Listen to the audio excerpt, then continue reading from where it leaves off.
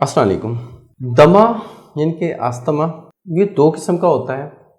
एक होता है जी खुश्क, जिनके जिस्म में ज़्यादा खुश्की होती है, बिल्कुल दुबले पतले से होते हैं, तो उनके लंग्स में इन्फेक्शन हो जाता है। लंग्स में खुश्की की वजह से ड्राइनेस आ जाती है, तो सांस लेने में मसला बनता है, वो एक खुश्क दमा कहलाता है। अल्टरनेटिव मेडिसिन, हर्बल मेडिसिन पे आप बिलीव रखते हैं तो ये चैनल ज़रूर सब्सक्राइब करें ताकि हमारी तमाम मालूमात आप तक पहुंचती रहें, और बेल आइकन को लाजमी प्रेस करें ताकि मेरी तमाम वीडियोस आपके दहलीज तक आएँ। थैंक यू, जज़ाकल्लाह। एक होता है जी बलगमी दमा।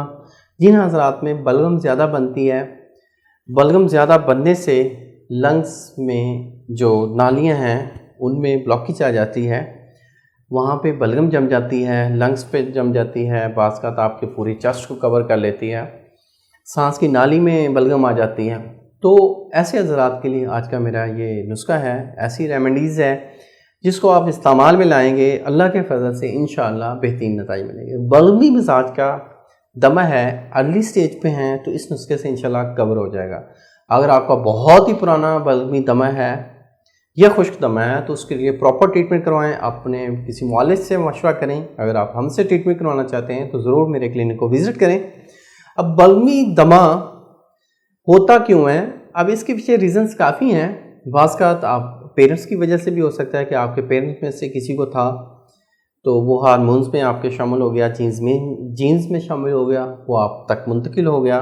दूसरा, अगर आप ठंडी चीज़ों का ज़्यादा इस्तेमाल कर रहे हैं, बलगमी चीज़ों का ज़्यादा इस्तेमाल कर रहे हैं, जिसकी वजह से जिस्म में बलगम ज़्यादा बन रही है, तो दमा हो सकता है। अब ये एक छोटा सा नुस्खा है, लहसुन और शक्कर। लहसुन, आपने वो लहसुन का पाउडर भी ले सकते हैं, लेकिन कोशिश करें कि फ्रेश लहसुन हो, उसको आप थोड़ा से छोटे छोटे पीसेस में ले लें। आधा चम्मच लहसुन का हो, आधा चम्मच शक्कर का हो, ये दोनों आपस में मिक्स करें। ये टेबल स्पून बनता है। ये थोड़ा थोड़ा मुंह में लेके इसको चूसें, आहिस्ता आहिस्ता आहिस्ता आहिस्ता इसकी खुराक की नाली में इसको जाने दें।